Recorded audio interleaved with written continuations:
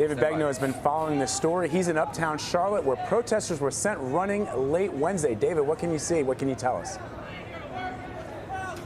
Vlad, you've got a line right here of police in riot gear. They just gave two announcements, one in English and one in Spanish, telling everyone to leave the area. Here's the line of protesters that are facing them, many cursing at them, others flicking them the finger, if you will, but most being very defiant, not wanting to leave. You might hear the helicopter above me that is hovering right now.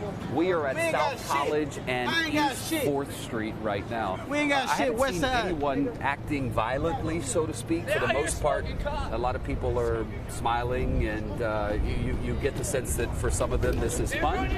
And so here come the police. What they do is they march toward you, is they beat their baton on their shield that they have as they march in unison. And they usually march half a block, then the other half a block, and every time they stop, they give a warning that you need to vacate the area.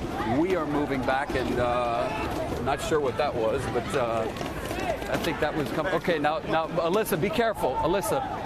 So you'll see that someone threw what appeared to be a bottle or maybe a plastic bottle at police officers. Not sure if that was tear gas, but you could hear it. Guys, let's back up a little bit. So these are some of the defiant ones that are still standing in the middle of the street. It is shut down. You've got the riot police on one side, you've got the officers blocking off the street on the other. And let me give you a little update. You may have heard earlier that there was a civilian who was shot and killed here. The city of Charlotte has now come back and told CBS News that civilian is actually not dead. He is on life support. So that's an update, Vlad, to a story.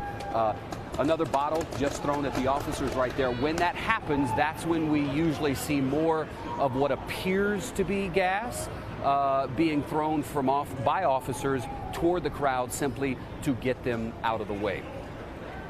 And David, as we can see, the crowds have gotten significantly smaller, but as you pointed out, there are people throwing things at the police officers, and it appears to our eyes here that the officers are displaying remarkable restraint because, as you've pointed out, they are standing there, standing steady.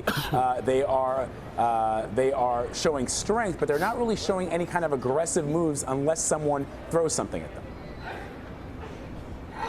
No, you're right. I mean, look, one thing about riot police is they are unflinching. I mean, they don't move. Are you starting to feel it? A little tear gas there. We actually don't have gas masks with us right now.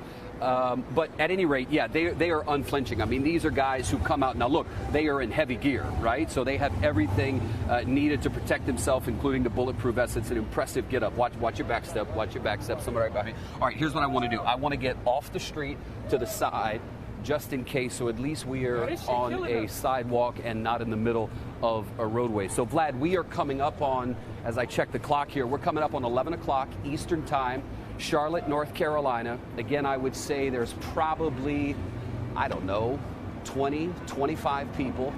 You've got a half dozen, maybe 12 people.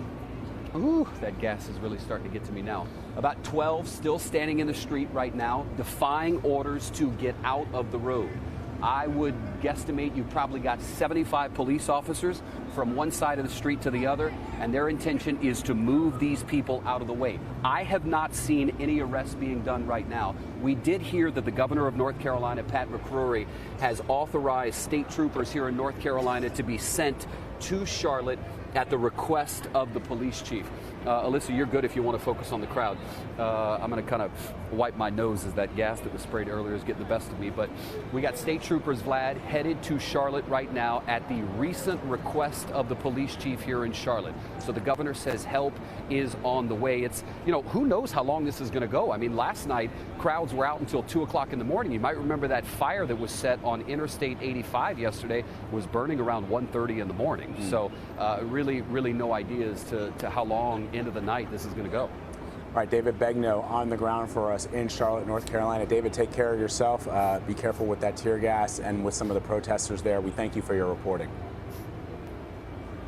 Thank you, Vlad.